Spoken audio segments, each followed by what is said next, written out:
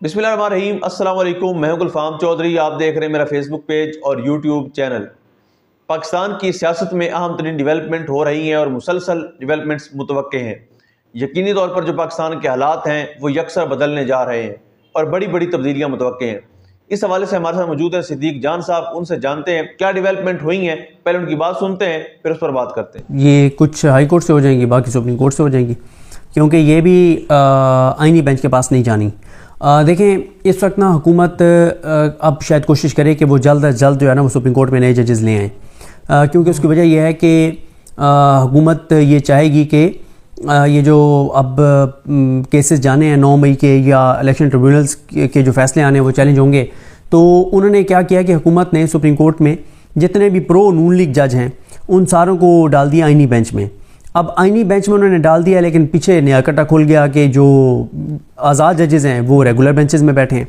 अब ये 9 मई वाले सारे केस आज़ाद जजेस के पास जाएंगे रेगुलर बेंचों में, और साथ ही जो ट्रिब्यूनल्स वाले हैं वो भी उनके आज़ाद जजेस के पास जाएंगे।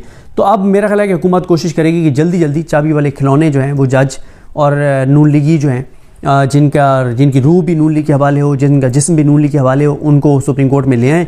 और फिर याही अफरीदी साहब को कहा जाए कि सर अब आपने जो ये 9 मई के केसेस हैं और ट्रिब्यूनल्स के केसेस हैं, ये आपने इन चाबी वाले खिलौने के जजेस जो हैं उनके पास भेजने हैं। आज़ाद जजेस मंसूर अली शाह साहब हों, मुनीब अख्तर साहब हों, आयशा मलिक साहब हों, अतर मिनल्ला साहब हों, शाहिद वहीद साहब हों, कि आपने इन जजेस, अकील अब्बासी साहब हों, इन जजेस के सामने आपने जो है वो नई केसेस भेजने, आपने उन चाबी वाले खिलौने के पास भेजने जो नए भर्ती किए जाएंगे।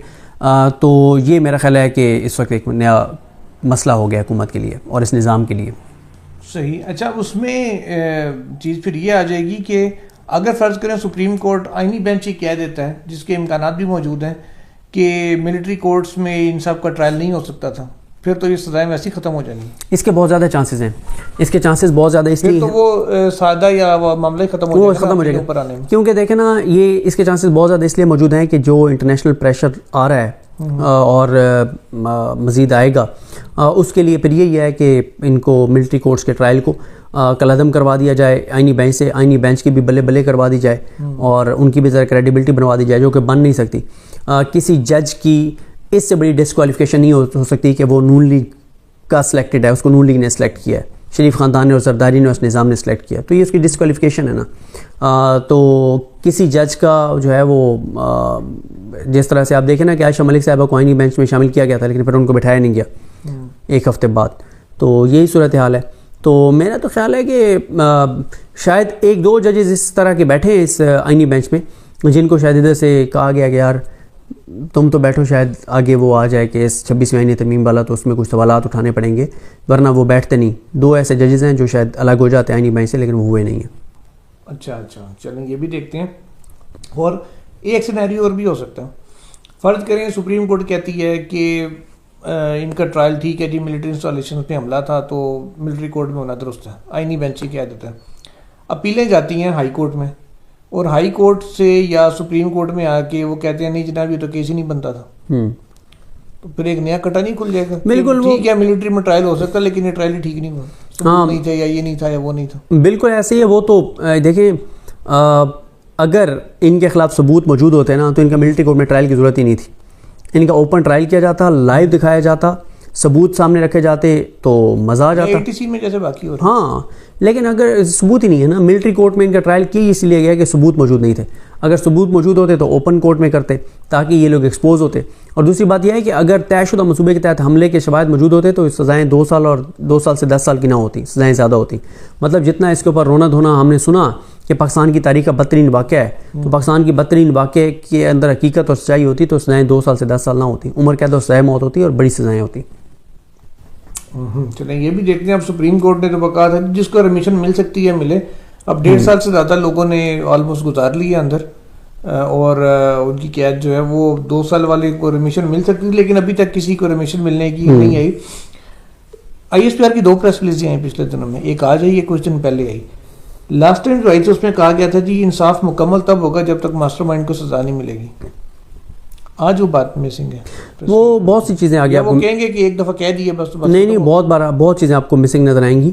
भाई आप ये बताएं कि अगर ये बात मान लें कि मास्टरमाइंड को अब सज़ा मिलेगी, तो मास्टरमाइंड को दरमियान में डाले बगैर आप इन लोगों का फैसला कैसे सुना सकते थे? भाई मास्टरमाइंड के साथ आपने इनका कनेक्शन इस्टेब्लिश करते ना। और दूसरी बात यह है कि या इनका कनेक्शन आपने मास्टरमाइंड को फंसाने के लिए इस्टेब्लिश करना है। अब दोनों चीज़ें नहीं हो सकती, टाइम तो गुजर गया ना।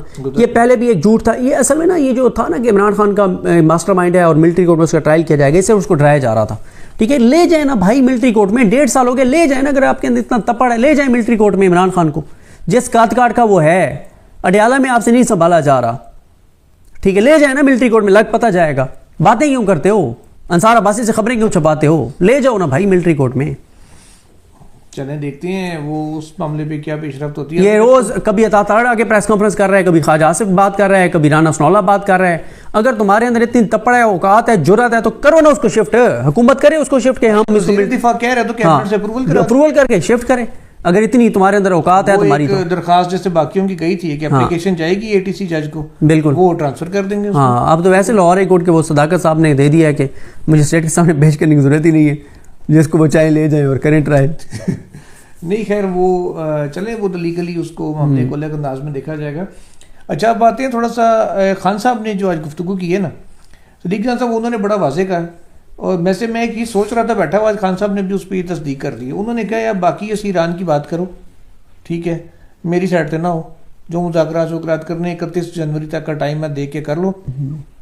और उन्होंने ये कहा है कि जी ये मुझे जैसे पेशकश की गई कि जी आप को KPK या बनी गाला शिफ्ट कर देंगे, हाउस अरेस्ट में आ जाएंगे। तो उन्होंने कहा जी कोई ना मैंने हाउस अरेस्ट होना बनी गाला जाके, ना मैंने KPK किसी जेल में जाना, मैं इधर ही ठीक हूँ। दूसरा उन्होंने कहा जी मेरे साथ कोई डील की बात कोई ना करे, मुझे कोई डील नहीं चाहिए। अब ये जो मुज़ाकरात हो रहे हैं, फ़र्ज़ करें एहतसाब अदालत मेरिट पे फैसला करती है 109 मिलियन पाउंड केस में, बच्चे को पता है कि 109 मिलियन पाउंड केस में इमरान खान ने बरी होना, बिल्कुल मेरिट के ऊपर। वो जैसे खुद राना थोड़ा ने कहा था कि किसी भी जज ने उनके मुताबिक फैसला किया तो खान बरी हो जाएगा हर केस में, बिल्कुल। इसमें अगर फैसला कानून के मुताबिक हुआ तो बरी हो जाएगा। खालिद हुसैन ताज जैसे कुछ लोगों से ढोल बजवाना नून लीग ने शुरू कर दी है कि जी NRO मांग रहे हैं, मुज़ाकरात के जरिए NRO मांग रहे हैं। तो मेरा ख्याल है जो तहरीरी शराइत उन्होंने पेश करनी है उसमें से खान साहब को बिल्कुल निकाल देना चाहिए, उनका कोई मामला इन मुज़ाकरात में डिस्कस ही ना करें। देखिए मेरा उन्होंने आज बड़ी बात ये कही है जो साहबजादा हामिद रजा ने बाहर आके बताया। उन्होंने कहा जी मैं अपने ऊपर हमले से लेके अब आज तक जो मेरे साथ सलूक हो रहा है मैं सारी चीज़ें माफ़ करने को तैयार हूँ। बिल्कुल, तो ये एक बहुत बड़ा एक तरह से ख्याल है कि खान साहब ने जेस्चर दिया या एक NRO टाइप। बिल्कुल बिल्कुल। देखिए बात यह है कि ये तो उन्होंने आला ज़र्फ़ी दिखाई है, लेकिन मेरा ख्याल है कि PTI जो मुज़ाकरात सामने रखेगी, मेरा नहीं ख्याल कि उसमें इमरान खान की राय शामिल नहीं होगी। देखिए इमरान खान, मेरा दादी ख्याल नहीं करनी चाहिए, वो आपका साहब की बात करें, आपका ख्याल ज़रूर है, लेकिन देखें इमरान खान साहब की को जो वोट PTI को पड़ा है ना, या ये जो मुज़ाकरात कर रहे हैं, इनके पीछे जो अवाम है, अवाम इनको ये नहीं करने देगी। इमरान खान ठीक है कह रहे हैं कि मेरी रिहाई की बात सामने ना रखो, लेकिन मेरा ख्याल है और यकीनन ये जो जी बिल्कुल, जिस तरह से आपने सिद्दीक जान साहब को सुना कि आइंदा आने वाला जो हफ्ता है, ये चंद दिन है, ये पाकिस्तान की सियासत में कितने अहम है और इसमें जो पाकिस्तान की सियासत है उसमें कितनी बड़ी तब्दीलियां मुतवक्के हैं। अल्लाह पाक वतन अजीज़ का हामी और नासिर हो। पाकिस्तान जिंदाबाद।